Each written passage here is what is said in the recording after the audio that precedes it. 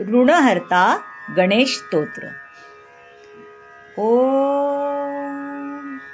अस्य श्री ऋणहरणकर्तृ गणपति मन्त्रस्य सदाशिव ऋषिः अनुष्टुपछन्दः श्री ऋणहर्ता गणपति देवतः ग्लौं बीजं गं शक्तिः गोकीलकं मम सकलऋणनाशार्थे जपे विनियोगः।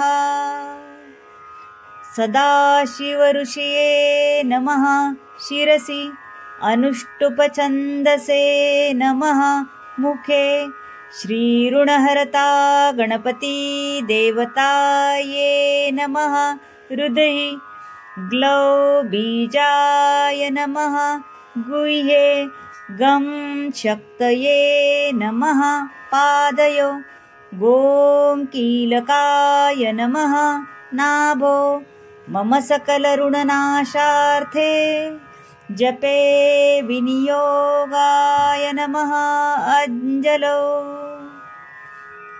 ॐ गणेश अंगुष्ठाभ्यां नमः ऋणचिन्दी तर्जनीभ्यां नमः वरेण्यं मध्यमाभ्यां नमः ॐ अनामिकाभ्यां नमः ॐ कनिष्ठकाभ्यां नमः फट्कलतलकरपृष्ठाभ्यां नमः ॐ गणेश हृदयाय नमः ऋणचिन्दी शिरसे स्वः वरेण्यं शिखाय वषट् हूं कवचाय हूं नमः नेत्रत्रयाय वौषट् फट् अस्त्राय फट् ॐ सिन्दूरवर्णद्विभुजगणेशं लम्बोदरं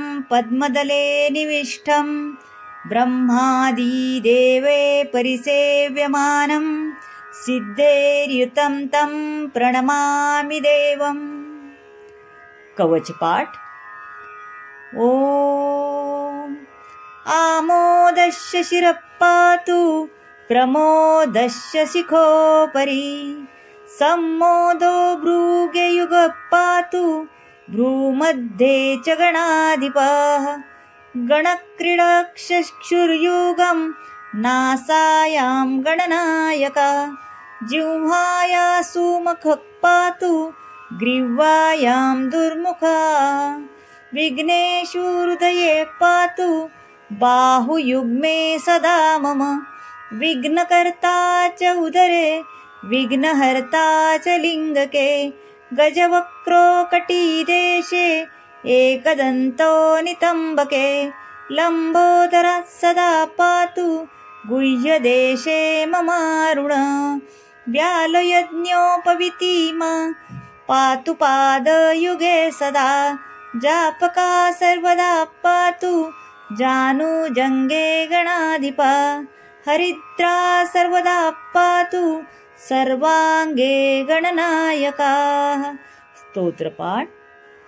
श्रुत्याष्टो ब्रह्मणः सम्यक् पूजिता फलसिद्धये सदैव पार्वती पुत्र ऋणनाशं करोतु मे त्रिपुरस्य वधात् पूर्व शम्भुना सम्यगर्जितः हिरण्यकश्यपाद्वादीनां वर्धार्थे विष्णुनार्चिताः महिषस्य वधे देव्या गणनाथ प्रपूजिता तारकस्य वधात् पूर्वं कुमारेण प्रपूजिता भास्करेण गणेशो हि पूजितश्च विसिद्धये शशिनां कान्तिवृद्धयर्थं पूजितो गणनायक पालनाय तपसां विश्वामित्रेण पूजिताः।